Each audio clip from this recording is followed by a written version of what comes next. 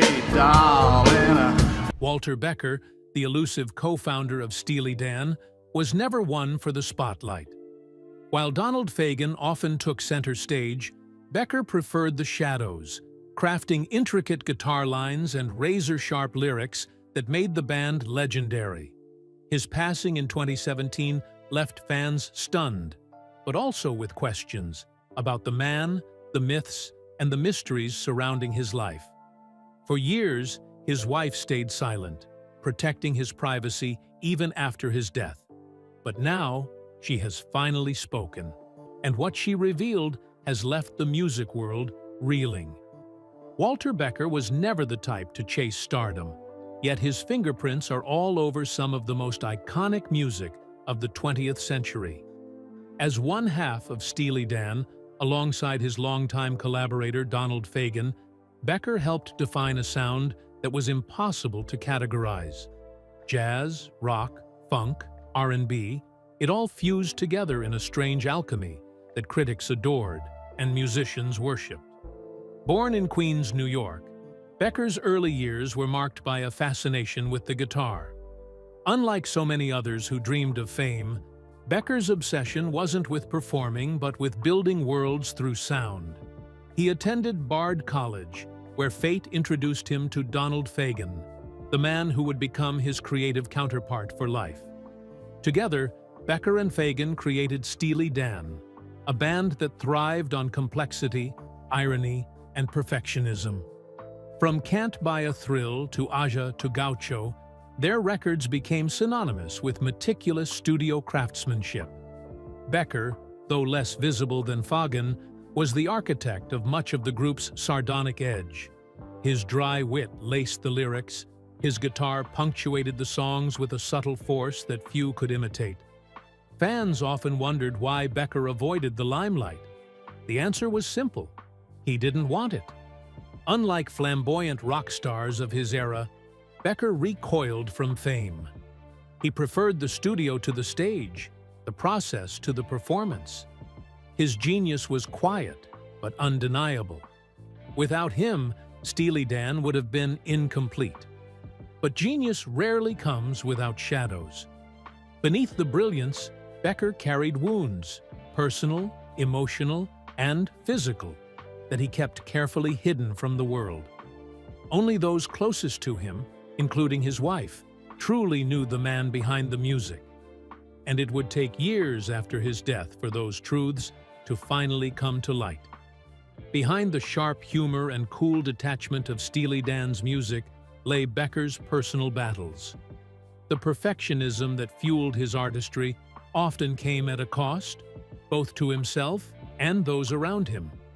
Colleagues described him as brilliant but difficult, driven to the point of obsession, unwilling to settle for less than flawless execution. But perfectionism was not his only struggle. The 1970s and 80s brought Becker face to face with demons that threatened to consume him. Substance abuse was a constant shadow, one that crept into both his personal and professional life. During Steely Dan's peak, Becker's issues became an open secret in the industry. Friends worried about his health, collaborators worried about his reliability, and yet the music never seemed to suffer. If anything, his struggles only deepened the sardonic bite of the lyrics he co-wrote. In 1980, tragedy struck when Becker's girlfriend, Karen Stanley, died of a drug overdose in his apartment. The incident shook him to his core, pushing him further into isolation. Lawsuits, addiction, and health problems plagued him in the years that followed. Steely Dan dissolved shortly thereafter, and for nearly a decade, Becker vanished from the public eye. Yet through it all, one figure remained by his side: his wife. She endured the chaos, the disappearances, the downward spirals. While the world speculated about Becker's whereabouts, she lived through the reality of his pain. She knew the man behind the sardonic lyrics, the one who carried guilt, grief, and a gnawing sense of inadequacy despite his brilliance. When Steely Dan finally returned in the 1990s, Becker seemed older, wiser, but also wearier. He had battled his demons, though scars remained. His wife remained steadfast, guarding his privacy fiercely. While fans celebrated the band's resurgence, she knew the cost of his art. The world adored Walter Becker the musician. She lived with Walter Becker the man. Walter Becker's marriage was, by all accounts, a quiet one. Unlike many rock star unions that played out in the tabloids, his relationship remained firmly in the shadows. He and his wife kept their lives private, almost secretive, and that secrecy became a shield against the chaos of fame. They were opposites in many ways. Becker, sardonic and aloof, found in her a grounding presence. She provided stability in a life often marked by instability. But theirs was not a marriage built on flamboyant displays of affection or public declarations. It was built on silence, on unspoken understanding, on loyalty carried in small gestures rather than grand pronouncements. To outsiders, Becker could appear cold, even detached. But to his wife, he revealed a different side. He was witty, affectionate, deeply intelligent, and, perhaps most importantly, fragile. She saw the vulnerability behind the dry humor, the insecurities hidden beneath the sarcasm. Where the world saw aloofness, she saw a man who feared intimacy as much as he craved it. Their marriage survived storms that would have broken many others. His substance abuse, his health problems, the crushing weight of expectation that followed him wherever he went. Through it all, she chose silence. She did not grant interviews, did not seek attention, did not cash in on his fame. She protected him, even from himself. When Becker died in 2017, she maintained that silence. Fans clamored for details, for stories, for closure, but she refused. Out of loyalty to him, she held back, guarding the truths of their life together. For years, the world heard only echoes of Becker's voice, never hers. But silence cannot last forever. And when she finally spoke, the truths she revealed shocked even those who thought they knew Walter Becker best. To the outside world, Walter Becker was always the quiet one. Donald Fagen handled most of the interviews, delivered the biting one-liners to journalists, and took the center stage role. Becker was there, of course, slouched with his guitar, cigarette in hand, smirking in that way that made him look almost untouchable. To fans and critics alike, Becker came across as the enigmatic genius, content to play the background role while others soaked in the spotlight. But as his wife would later reveal, that wasn't the whole story. The Walter Becker that the public saw was a persona, crafted, intentional, and protective. He hated interviews because they forced him into a role he didn't want to play, the rock star. Fame to Becker felt like a costume that never quite fit. He didn't want the flashbulbs or the sycophants. He wanted the studio, the music, the work. In interviews, he was evasive, sarcastic, sometimes dismissive. Journalists often left their encounters describing him as cold or aloof. To many, he seemed like a man who simply didn't care what anyone thought. But in reality, Becker cared very much. His wife later admitted that he devoured reviews of Steely Dan albums, reading them line by line, pretending to shrug them off, but circling back to the phrases that stung. He was wounded by the suggestion that Donald Fagen was the true genius of Steely Dan, while Becker was merely along for the ride. In truth, he was as much the architect of their sardonic lyrics, their lush arrangements, and their uncompromising perfectionism as Fagen was. But his tendency to hang back, to avoid the limelight, allowed the misconception to grow. At home, away from cameras, the mask slipped. His wife described a man who was warm in unexpected ways. He loved cooking, often disappearing into the kitchen with the same obsessive focus he brought to music, creating dishes layered with complexity. He could talk for hours about literature, politics, philosophy, or the absurdities of everyday life. He was affectionate, not in grand displays but in small gestures. A hand on her shoulder during a late-night conversation, a note slipped under the door, a quiet reassurance when he could sense her worry. Friends who came into their home saw another Becker too, funny, even goofy at times. His wit, which the world only caught in sharp lyrical lines, was relentless in private. He'd mock television commercials, imitate politicians, or craft elaborate, sarcastic stories to entertain dinner guests. His wife often said that behind his barbed humor was a tenderness that the public never glimpsed. This duality defined his life. In public, he was the enigmatic cynic, the guitarist in the shadows. In private, he was a deeply sensitive man who wrestled with insecurity but cloaked it in wit. His wife carried the burden of knowing this hidden side, watching as the world misunderstood him again and again. After his death, she struggled with this duality more than ever.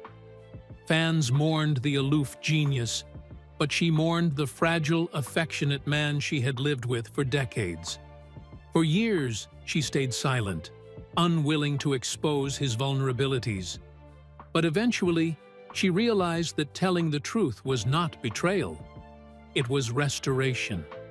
The world deserved to know Walter Becker not as a caricature of detachment, but as the complex, conflicted human being he truly was. To fans, Walter Becker's death in 2017 felt sudden, almost out of nowhere. Steely Dan had been touring, Becker had been on stage, and while he looked older, no one imagined the end was so near. But his wife knew. She had seen the slow decline, the subtle signs that something was wrong long before the world caught on. It started with small things, fatigue that clung to him after rehearsals, an unusual shortness of breath, moments of weariness that didn't match his otherwise sharp mind. His wife urged him to see doctors, to rest, to slow down. But Becker was stubborn. He hated admitting weakness, hated the idea of being seen as fragile. "I'm fine," he'd insist, dismissing her worries with sarcasm or humor. But she could see the truth. Something was breaking down inside him. As his condition worsened, she became not just his wife, but his caretaker. There were long nights of worry, hospital visits cloaked in secrecy, treatments quietly endured. Becker refused to let his illness define him publicly. He insisted on playing shows, insisted on working.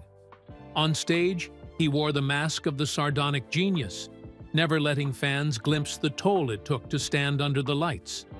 Offstage, his wife saw the exhaustion, the strain, the quiet moments where he admitted he was afraid.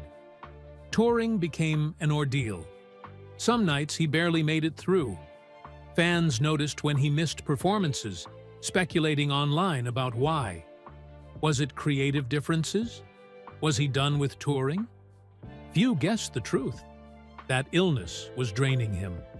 His wife shielded him from the chatter, absorbing the sting of speculation while protecting his dignity. She knew how much it would wound him to read rumors when the reality was so much more painful. By the final year, his decline was undeniable. Becker was thinner, frailer, but still determined to carry on. His wife recalled how he insisted on rehearsing even when his body begged for rest, how he played his guitar late into the night as though music itself could hold death at bay. She knew he was racing against time, and though it broke her heart, she stood by him, supporting his decision to live his final days on his own terms. When he passed away in September 2017, the news stunned the music world. But for his wife, it was the end of a long, sorrowful vigil. She had carried the weight of his illness in silence, guarding him fiercely against pity or intrusion. The world mourned suddenly, but she had been mourning in slow motion for years. Her later revelations made it clear. Becker's decline was not sudden, but hidden. He chose to shield his fans from the truth, to be remembered not as frail or sickly, but as the sharp, sardonic genius he had always been. And his wife, bound by love and loyalty, carried that burden quietly until she could no longer. September 3, 2017, marked the day the music stopped.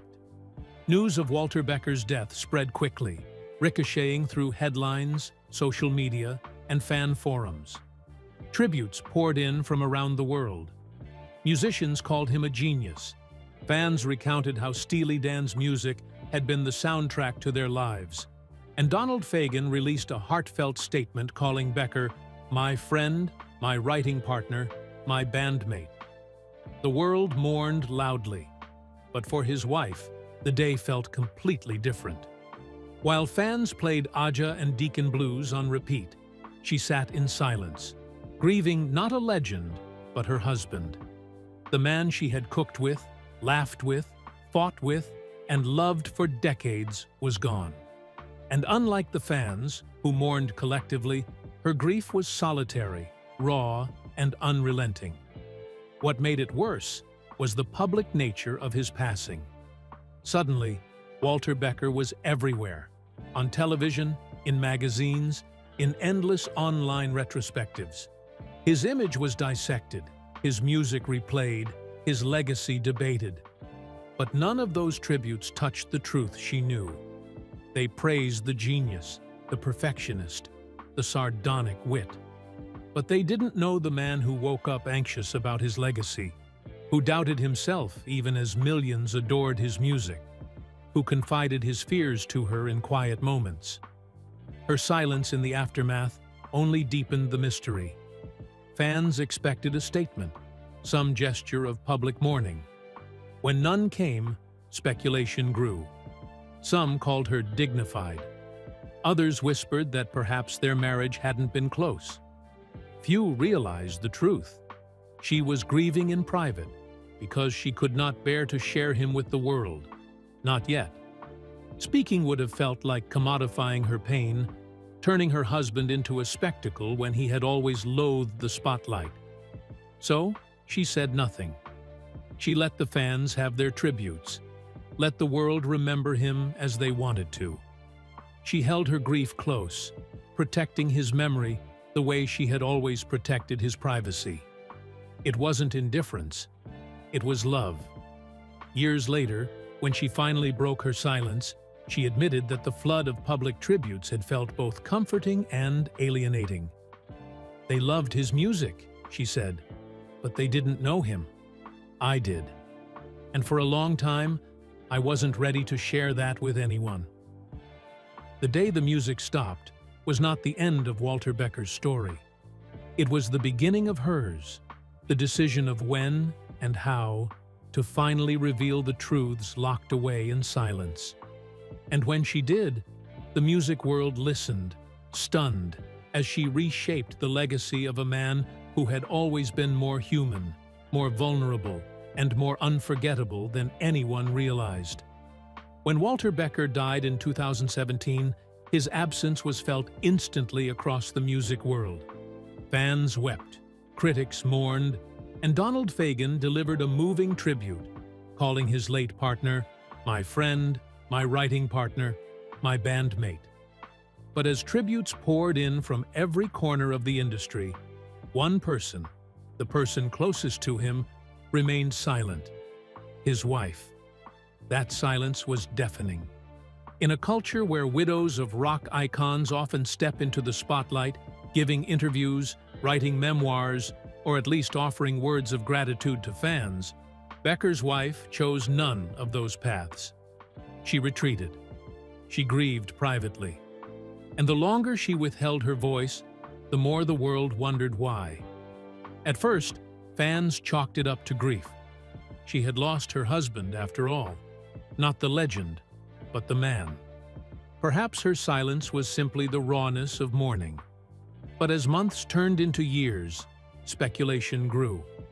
Why did she refuse to speak about Walter publicly? What was she hiding or protecting? To those who knew Walter Becker best, her silence made perfect sense.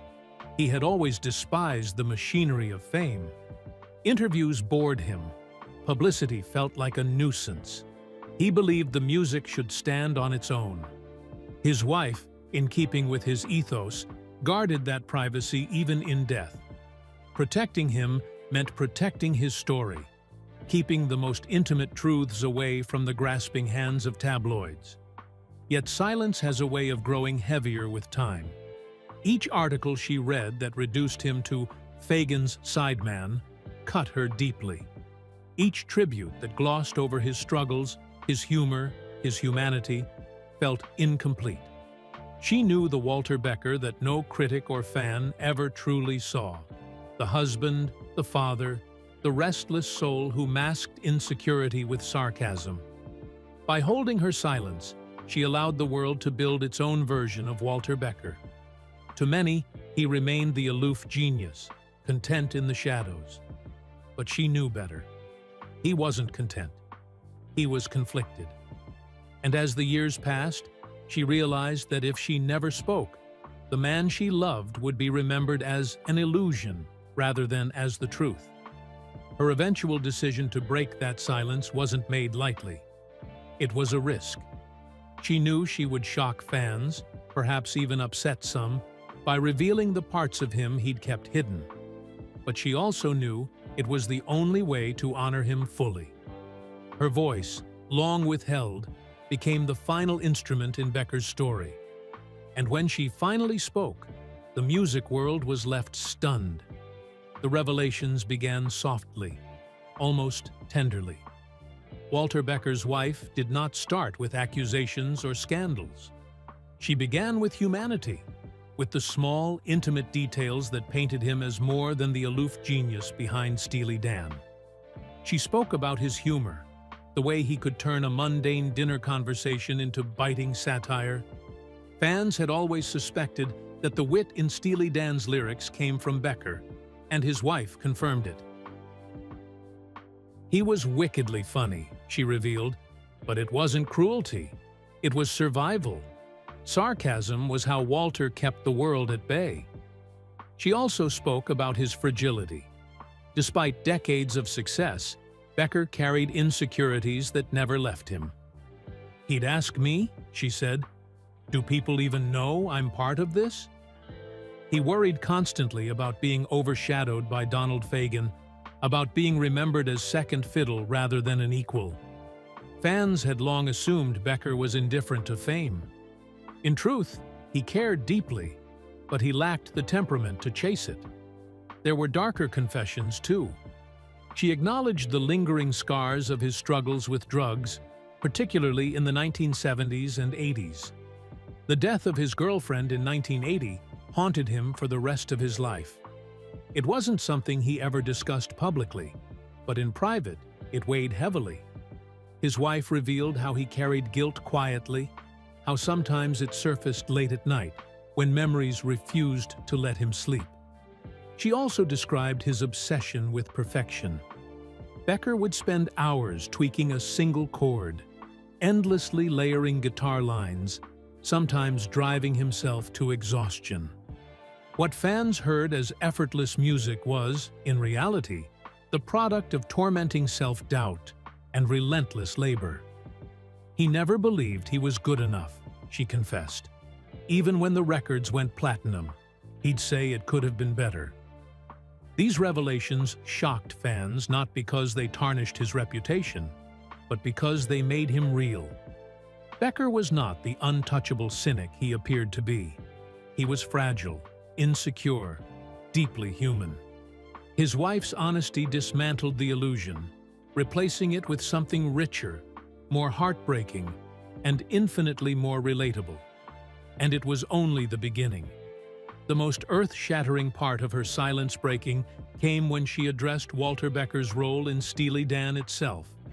For decades, fans had debated, was Donald Fagen the true mastermind, with Becker simply riding shotgun? Or was Becker's role far greater than the public ever realized? His wife answered the question decisively. She revealed that Becker often felt overshadowed, even diminished, by the public narrative that framed Steely Dan as Donald Fagen's band. While he adored Fagen and respected their partnership, Becker confided to his wife that he sometimes resented how his contributions were overlooked. He'd read articles, she recalled, and say, "They think I'm just the guitar player. They don't know I wrote half of this." Her words reframed decades of history. Becker wasn't indifferent to his public role, he was frustrated by it. He felt trapped in a perception he couldn't control. He had poured his soul into Steely Dan's lyrics, often shaping their most biting and sardonic lines, yet he remained the man in the shadows.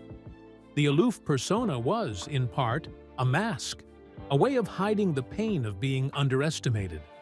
She also confessed how perfectionism consumed him. Becker could obsess over the smallest detail until it drove everyone around him to exhaustion. Studio sessions would stretch late into the night because he refused to compromise. This relentless pursuit of flawlessness was both his gift and his curse. It produced masterpieces, but it left him exhausted, anxious, and often unsatisfied with his own work. Her confession shattered the illusion of Walter Becker as the detached genius who didn't care what the world thought. He cared deeply, too deeply. His aloofness was not indifference, but self-preservation. He feared vulnerability, so he wrapped himself in sarcasm. He feared being forgotten, so he worked tirelessly, even obsessively. And he feared being misunderstood, which perhaps explains why he stayed silent, allowing his music to speak in riddles. For fans, this confession was jarring. It forced them to reevaluate everything they thought they knew about Becker. He wasn't simply the mysterious genius in the background. He was a man who wrestled with the very human need to be seen, understood, and remembered. In the aftermath of his wife's revelations, Walter Becker's legacy underwent a transformation. No longer was he remembered solely as the sardonic guitarist, the co-pilot of Steely Dan's strange and brilliant journey. He became something far more complex, a man whose genius was inseparable from his fragility, whose brilliance was forged through self-doubt and pain. Fans revisited the records with new ears. Lyrics that once seemed arch and ironic now felt like glimpses into Becker's psyche. His sharp guitar solos, once admired for their precision, now carried an undercurrent of yearning, a voice fighting to be heard against the tide. Suddenly, his contributions to Steely Dan felt larger, heavier, more essential than ever before. Critics, too, began to rewrite the narrative. The old story of Becker as Fagen's sideman gave way to recognition of his equal role in shaping the band's identity. His wife's honesty forced a reckoning. Steely Dan was not the product of one man, but of two, and Walter Becker's influence ran deeper than most had realized. Most importantly, his story became a testament to the cost of silence. For so long, Becker's insecurities remained unspoken, his frustrations buried beneath wit and cynicism. His wife's years of silence extended that legacy, but her decision to finally speak broke the cycle. By sharing his humanity, she ensured he would be remembered not just as a genius, but as a man who struggled, doubted, and loved deeply. In the end, Walter Becker's wife did not tarnish his image. She completed it. She gave fans the truth that had always been missing, that behind the aloof genius was a fragile soul, desperate for recognition, but too proud to ask for it. And in doing so, she reshaped his legacy forever. Today, Walter Becker is remembered not as a ghost in Donald Fagen's shadow, but as an equal, a partner, and a man whose brilliance was inseparable from his humanity. His wife's revelations left the world speechless, not because they destroyed the myth, but because they revealed the man behind it. Walter Becker's wife revealed a side of him fans never knew. raw, vulnerable, and unforgettable. His legacy now feels more human than myth. What do you think? Does this change how you see him?